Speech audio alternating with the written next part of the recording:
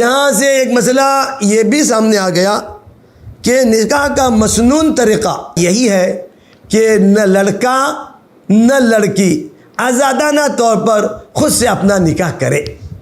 نکاح ہوتا ہے نہیں ہوتا ہے دوسری بات. جوانی کے جذبے اور جوش میں انسان بہت سے فیصلے کرتا ہے، بعد میں اپنے اس فیصلے پر اس کو پچھتانا پڑتا ہے. اس لیے کہ نکاح ایک دن دو دن کا مسئلہ نہیں ہے، زندگی بھر کا نباہ ہے. بڑوں کو مخاطب کیا جا رہا ہے کہ تم اپنے ماتحتوں کا نکاح کراؤ.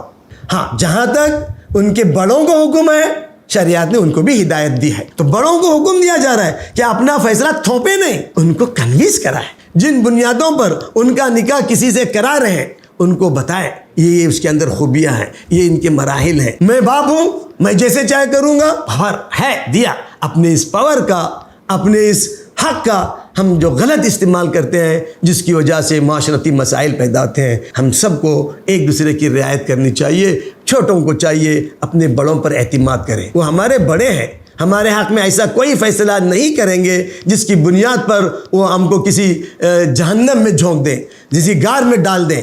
انہوں نے ہم کو پالا پوسا ہے، اپنے پیٹ میں ہماری والدہ نے ہم کو رکھا ہے. باپ گاڑی کمائی تھے ہم پر محنت اپنی کمائی خرچ کرتا ہے، وہ ہم کو کسی دھوکے میں ڈالے گا، کسی ظالم کے حوالے کرے گا؟ ہم تصور نہیں کر سکتے.